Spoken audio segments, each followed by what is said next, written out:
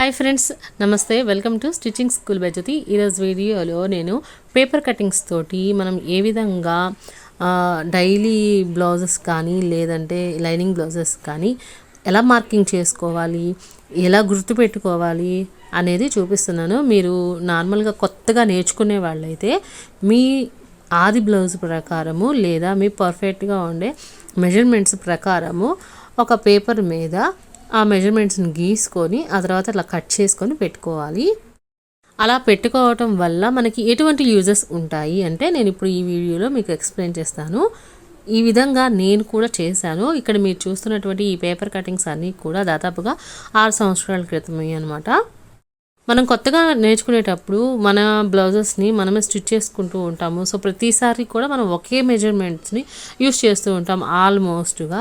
So అందుకోసం మళ్ళీ మనం మెజర్మెంట్ చూసుకుంటూ ఆది బ్లౌజ్ పెట్టుకుంటూ టైం వేస్ట్ అవుతుందన్నమాట. అట్లాంటప్పుడు ఒకసారి ఈ విధంగా పేపర్ కటింగ్ చేసి పెట్టేసేసుకుంటే మనకి టైం కలిసి వస్తుంది. అలాగే క్లాత్ కూడా మనకి చాలా తక్కువ ఉన్న అంటే 1 మీటర్ క్లాత్ పట్టే దగ్గర మనకి 80 to 90 పాయింట్స్ వరకు పడుతుందన్నమాట. సో అంత తక్కువ క్లాత్ ఉన్నా కానీ మనకి కరెక్ట్గా ఎక్కడ అతుకు పడకుండా మనకి బ్లౌజెస్ అనేది వస్తుందన్నమాట.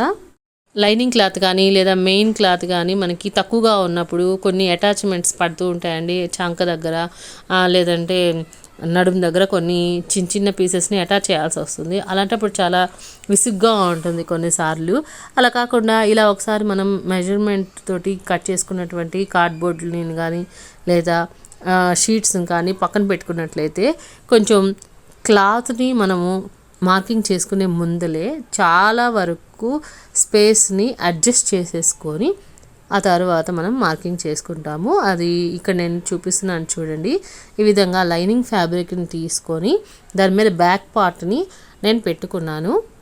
అయితే ఈ పేపర్ కటింగ్స్ చేసుకునేటప్పుడు మనము ఖర్చుతో సహా మార్కింగ్ చేసుకున్నామా లేదా ఖర్చు లేకుండా కేవలం మెజర్మెంట్ ప్రకారమే మనం ఎంత కొలుతుందో అంతే మార్కింగ్ చేసుకొని కట్ చేసుకున్నామా అన్నది ఒక్కసారి గుర్తుపెట్టుకోవాలండి.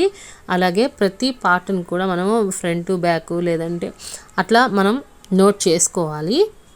నేనైతే ఇక్కడ మొత్తం కూడా ఖర్చుతో సహా నేను మార్కింగ్ చేసుకొని ఆ తర్వాత పేపర్స్ని అంటే నేను ఇక్కడ చార్ట్ యూస్ చేశానండి, దాన్ని కట్ చేసుకున్నాను.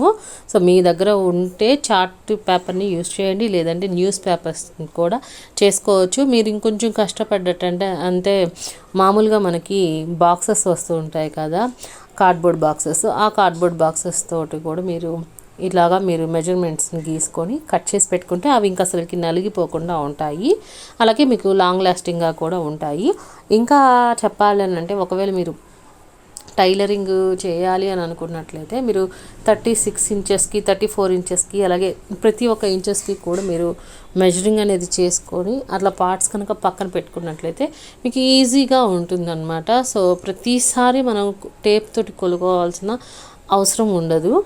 అలాగే కొత్తగా నేర్చుకునే వాళ్ళకి రౌండ్ నెక్స్ లేదా షేప్స్ లేదా ఆర్మ్ హోల్స్ కర్వ్స్ తిప్పే దగ్గర ఇవి ప్రతిసారి గీసుకోవడానికి కొంచెం కష్టంగా ఉంటుంది. అలాంటప్పుడు ఈ పేపర్ కటింగ్స్ చాలా బాగా ఉపయోగపడతాయండి.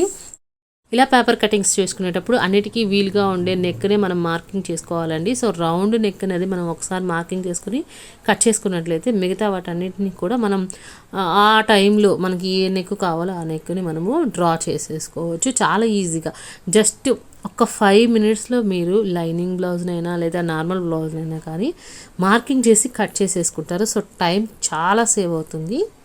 ఇక్కడ కేవలం మనం ఒకటే చూసుకోవాలండి. ఒకటి హ్యాండ్ మోడల్స్ కానీ లేదా నెక్ మోడల్ కానీ చూసుకోవాలి. ఇంకా హ్యాండ్ యొక్క లెంత్ అంటే షార్టా లేదంటే ఫుల్ లెంతా లేదా 3/4 అనేది చూసుకొని మనం మార్కింగ్ చేసేసుకుంటే సరిపోతుంది. సో ఏ లెంత్ వాటికైనా కానీ మనకి ఆర్మ్ హోల్ దగ్గర షేప్ అనేది ఒకటే ఉంటుంది కాబట్టి దాన్ని బట్టి మీరు మెజరింగ్ చేసుకోవచ్చు.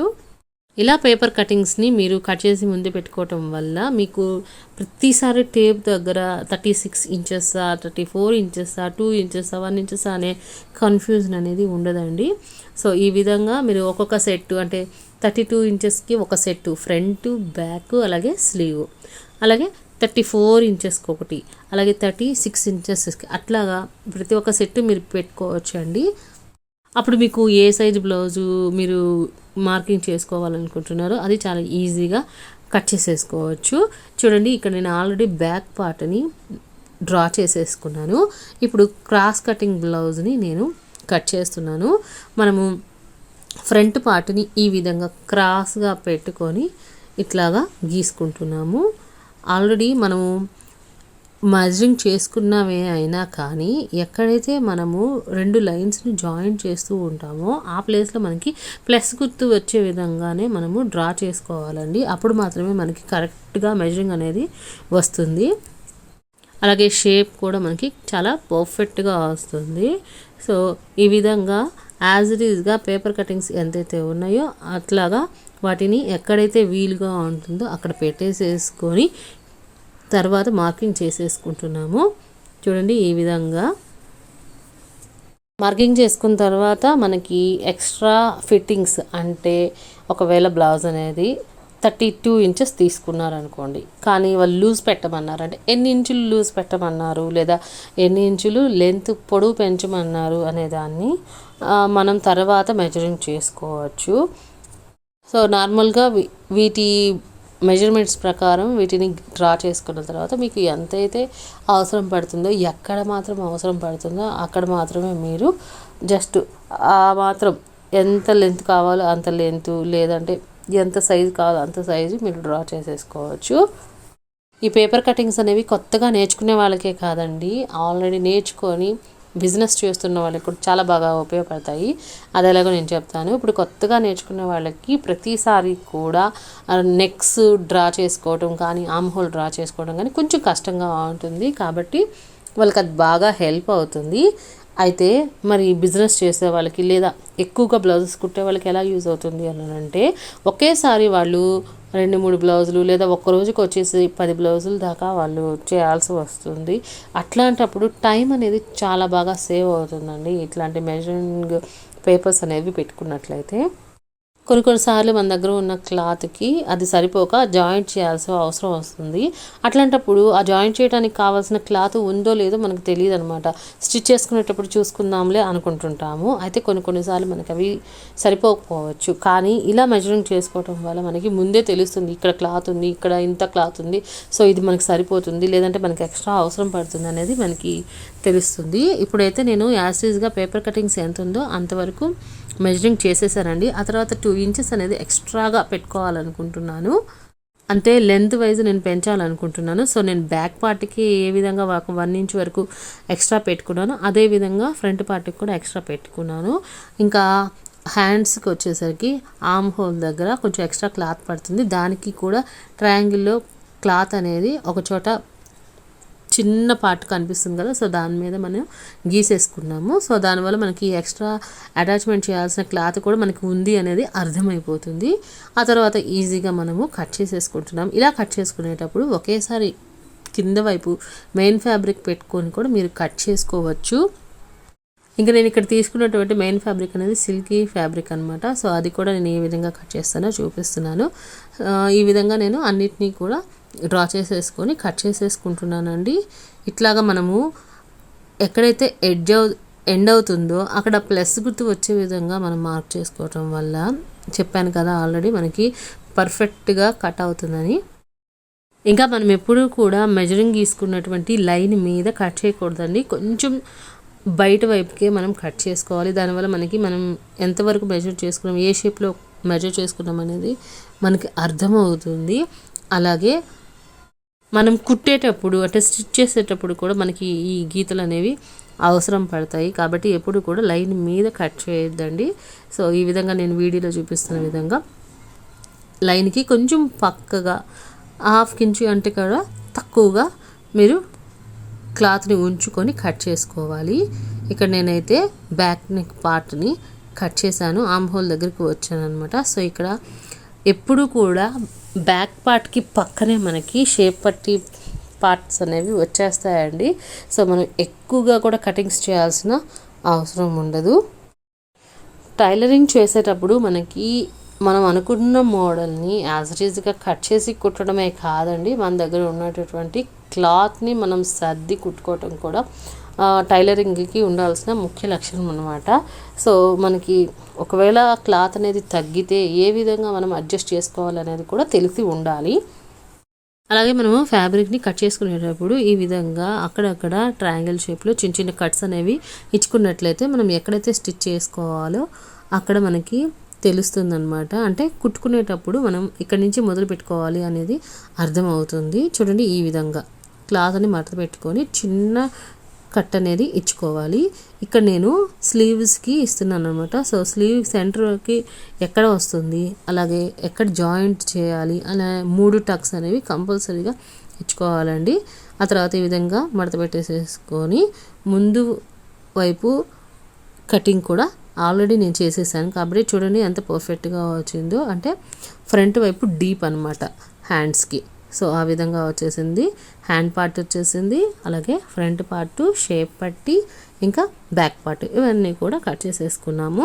ఇంకా మనకి నడుము పట్టి దగ్గర వేయాల్సినటువంటి క్లాత్ కూడా మనకి ఎంత ఉందో అర్థమైపోయిందండి. అలాగే మనము ఉక్సుల పట్టికి, కాజా పట్టికి కావాల్సిన క్లాత్ కూడా ఎక్స్ట్రాగా ఉంది. ఇప్పుడు దాన్ని నేను మెయిన్ ఫ్యాబ్రిక్ మీద పెట్టుకొని ఈ విధంగా కట్ చేసుకుంటున్నాను. అయితే సిల్క్ ఫ్యాబ్రిక్ని ఎప్పుడైనా కట్ చేసుకునేటప్పుడు మెయిన్ ఫ్యాబ్రిక్ని ఎప్పుడు కూడా కొత్త వాళ్ళైతే కంపల్సరీగా ఇది చేయాలండి. మెయిన్ ఫ్యాబ్రిక్కి ఎప్పుడు కూడా ఈ విధంగా కట్ చేసుకోవాలి. ఎట్లా అంటే లైనింగ్ కంటే కూడా 1 ఇంచ్ ఎక్స్ట్రాగా పెట్టి కట్ చేసుకోవాలి. ఎందుకంటే సిల్క్ ఫ్యాబ్రిక్ అనేది అటు ఇటు జరుగుతూ ఉంటుంది. అలాంటప్పుడు అవి ముడతలు వచ్చేస్తూ ఉంటాయి. సో మీరు ఎక్స్ట్రాగా కొంచెం కట్ చేసి పెట్టుకున్నట్లయితే ఆ తర్వాత మీరు అటాచ్ చేసుకున్న తర్వాత, అంటే లైనింగ్ మెయిన్ ఫ్యాబ్రిక్ అటాచ్ చేసుకున్న తర్వాత ఎక్స్ట్రాగా ఉన్న వాటిని కట్ చేసేసుకోవచ్చు. అలా కాకుండా మీరు లైనింగ్ పీసెస్ ఎంతైతే ఉందో అంతే మెయిన్ ఫ్యాబ్రిక్ కనుక మీరు కట్ చేసుకున్నట్లయితే ఆ సిల్క్ ఫ్యాబ్రిక్ అనేది ఒక్కొక్కసారి క్రాస్గా వచ్చేస్తుంది. దానివల్ల మీరు లైనింగ్ పీస్ని అటాచ్ చేసేటప్పుడు అది రాదనమాట. సో ఈ టిప్ మీకు యూజ్ అవుతుంది. అలాగే వేరే ఫ్యాబ్రిక్స్ అంటే కొంచెం కాటన్ క్లా ఉండేవి, ఇంకా వేరే క్లాత్స్ ఏవైనా కానీ ఉంటే వాటిని కూడా మీరు ఇదే విధంగా ఎక్స్ట్రాగా పెట్టి కట్ చేసుకొని యూస్ చేసుకోవచ్చండి. అయితే బాగా ఎక్స్పీరియన్స్ ఉన్న వాళ్ళైతే కాటన్ ఫ్యాబ్రిక్ అంటే స్టిఫ్గా ఉండే ఫ్యాబ్రిక్స్ ఏవైనా కానీ లైనింగ్ ఫ్యాబ్రిక్ ఎంత ఉందో అంతే కట్ చేసేసుకుంటారు. సో మనకి పని అనేది కొంచెం తగ్గుతుంది.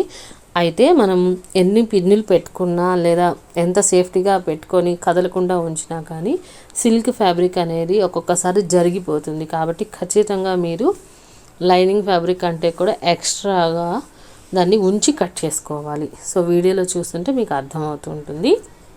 ఈ వీడియోలో నేను చెప్పినటువంటి ఈ టిప్స్ అన్నీ కూడా మీరు ఫాలో అయితే మీకు టేప్ అవసరం లేకుండా, అలాగే ఎక్కువ టైం తీసుకోకుండా చాలా ఈజీగా త్వరగా కటింగ్ అనేది చేసేసుకుంటారు. దానివల్ల మీకు చాలా ఎక్స్పీరియన్స్ అనేది త్వరగానే వచ్చేస్తుందండి. సో ఈ టిప్స్ మీకు కనుక యూజ్ అయినట్లయితే తప్పకుండా లైక్ చేయండి, షేర్ చేయండి, అలాగే మన ఛానల్ని సబ్స్క్రైబ్ చేసుకోండి. Thank you for watching friends.